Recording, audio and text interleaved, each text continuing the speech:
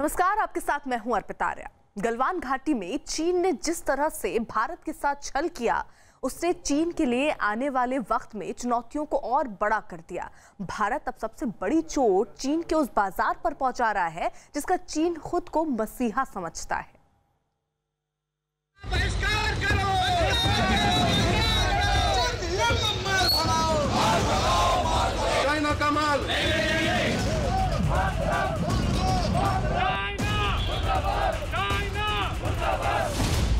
भारत में चीन के विरोध की मशाल।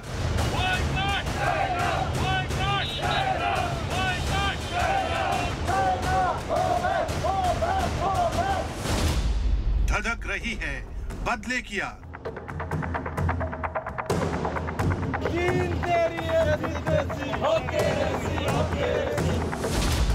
बाजार में चीन को चित करेगा भारत।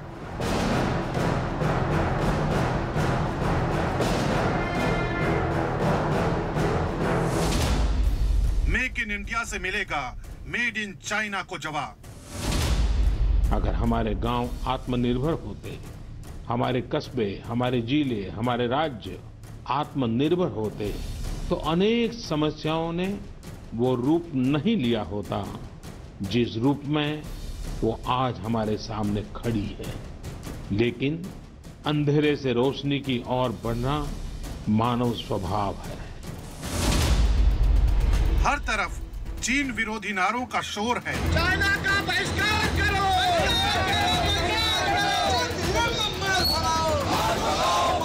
चाइना का माल।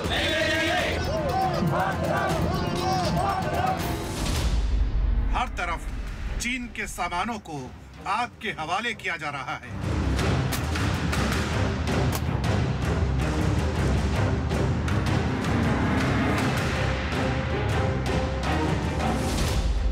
कहीं शी जिनपिंग के पुतलों को जलाया जा रहा है। चाइना का बहिष्कार करो। चाइना का बहिष्कार करो।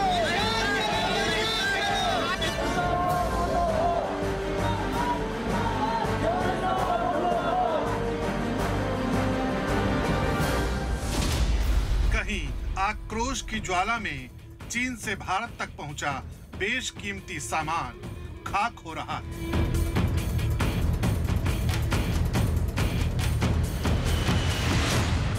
चीन के सामान का बहिष्कार इस वक्त देश के तमाम शहरों में देखने को मिल रहा है। लोग घरों में रखे चीनी सामानों को तोड़ रहे हैं, उन्हें आग के हवाले कर रहे हैं।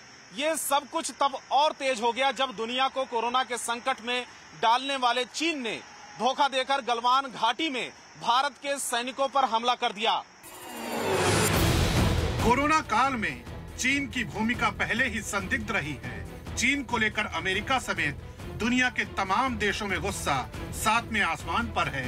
उस पर गलवान घाटी में चीन ने जिस तरह की हिमाकत की, उसने भारत में चीन के विरोध की चिंगारी को इस कदर हवा दी है कि 135 करोड़ की आबादी वाले देश भारत का गुस्सा फूट पड़ा। जगह जगह चीन के खिलाफ सुर बुलंद हो रहे हैं। चीन बॉयकॉट के नारे लग रहे हैं।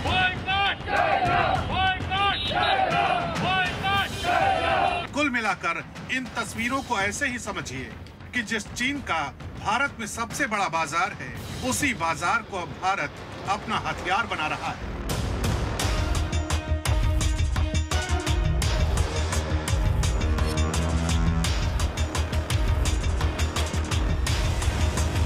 चीन के लिए भारत एक बहुत बड़े बाजार के रूप में उभरा है। दोनों देशों की आबादी भी बड़ी है। चीन की कंपनियों के सस्ते प्रोडक्ट भारत में इस कदर जमे हुए हैं कि उन्हें उखाड़ पाना भी किसी चुनौती से कम नहीं है। हिंदुस्तान की जो मेजर इंडस्ट्रियल आइटम्स का जो इंपोर्ट है वो चाइना के साथ है। जितनी भी बेसिकली आप देखें ड्रग्स के अंदर, मेजर ड्रग्स के अंदर एपीआई है, वो चाइना से हमारा 80% का इंपोर्ट होता है। आयरन एंड स्टील के जो मशीनरी प्रोडक्ट्स हैं वो चाइना से इंपोर्ट करते हैं। तो अगर हम एकदम से इंपोर्ट्स को रोकते हैं तो एकदम से हमारी जो इंडस्ट्री है वो स्टैंड स्टिल पे आ सकती है। हमें इसके लिए ज़रूरी है कि अल्टरनेट सोर्सेज को तैयार करें। हिंदुस्तान की जो आत्मनिर्भर की पॉलिसी गवर्नमेंट लाई हुई है वो बहुत बढ़िया पॉलिसी है, लेकिन उसे इम्प्लीमेंट होने में थोड़ा समय लगेगा। मौजूदा वक्त में चीनी कंपनियों का भारत में अच्छा खासा निवेश भी है, लेकिन गलवान की घटना के बाद से बहुत कुछ बदलने लगा है। दावा किया जा रहा है कि चीनी कंपनियों को भारत सरकार से या प्राइवेट सेक्टर से फिलहाल कोई कॉन्ट्रैक्ट नहीं मिलने जा रहा है। इतना ही नहीं, चीन की कंपनी के भारत की 5G मार्केट में उतरने की संभावनाएं भी अब बेहद कम हो चुकी हैं। देश के प्रधानमंत्री ने लोकल फॉर वोकल का जो मंत्र देश को दिया है, वो चीन के बहिष्कार की इस घड़ी में किसी ब्रह्मवाक्य से कम नहीं है। कोरोना संकट ने हमें local manufacturing, local market, local supply chain, इसका भी महत्व बराबर समझा दिया है।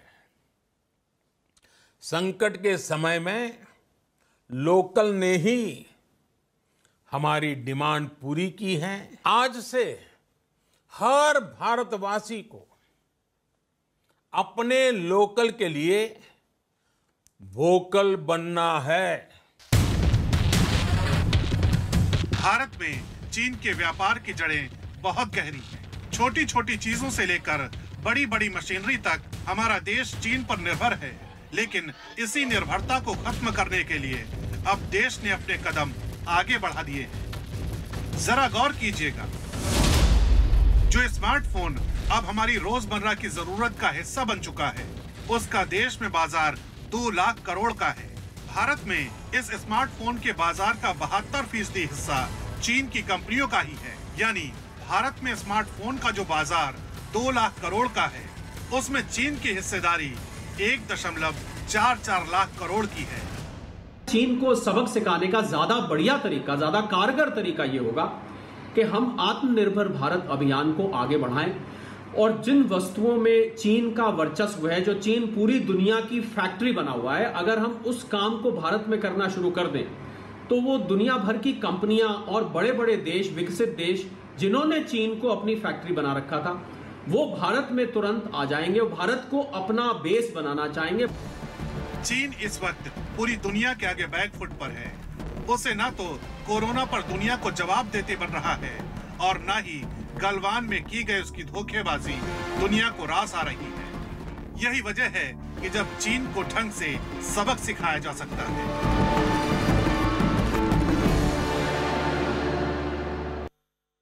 वोकल फॉर लोकल का मंत्र और आत्मनिर्भर भारत के नारों के बीच चीन के सामान का जिस तरह से बहिष्कार हो रहा है, उसमें भारत में जमे चीन के कारोबार को बड़ा झटका लग सकता है। हालांकि ये उतना आसान नहीं है जितना कि समझा जा रहा है, क्योंकि भारत में चीन के व्यापार की जड़ें बेहद गहरी हैं।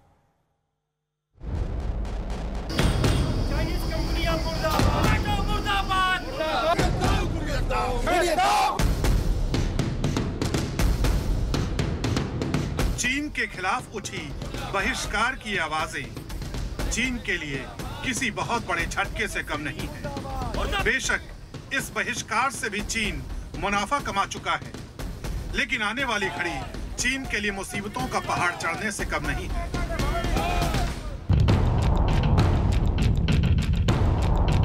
क्योंकि लोगों की दिलचस्पी भी अब चीनी सामानों को लेकर घटने लगी है। लोगों का ये विरोध अब सिर्फ सांकेतिक नहीं है, ये कारोबार के अखाड़े में चीन के लिए खतरे का वो दांव है जो कभी भी भारत में चीन के बाजार को पस्त कर सकता है। पहले जिस तरह से हमारे 20 सैनिकों की शहादत हुई है, हम भूले नहीं है। हम पूरे देश में अपील कर रहे हैं कि चाइना कंपनियों का बहिष्कार करो, चाइना उत्पादों का बहिष्कार करो। केवल 2 या 3 लोगों की टोली जाकर हम लोग परिवारों में संपर्क कर रहे हैं कि चीनी उत्पादों का पूरी तरह से अपने जीवन में बहिष्कार करें और भारत के दुश्मन चीन को अच्छी तरह से एक सबक सिखाएं। चीन खुद को कारोबार की दुनिया का सरताज मानता है। ऐसा महज इसलिए क्योंकि भारत जैसे देश में चीन जरूरत के हर सामान में अपनी एंट्री कर चुका है। Smartphone, telecom, home appliances, television का मार्केट, आप जहां भी नजर डालेंगे किसी न किसी रूप में चीन का सामान नजर ही आ जाएगा। कम कीमत पर बिकने की वजह से ये लोगों तक आसानी से पहुंच जाता है और भारत चीन के इसी फार्मूले की काट निकालना वोकल फॉर वोकल के मंत्र से शुरू कर चुका है। भारत के बाजार में चीन ने कैसे अपनी हिस्सेदारी का जाल बुन रखा है, इस बात को आंकड़ों के जरिए समझना जरूरी है। भारत में टेलीविजन का मार्केट करीब 25,000 करोड़ का है, जिसमें चीन की हिस्सेदारी 40% है। होम अप्लायंसेस यानी घरेलू उपकरणों में भारत का बाजार करीब 50,000 करोड़ का है, जिसमें चीन की हिस्सेदारी 10 से 12% की है।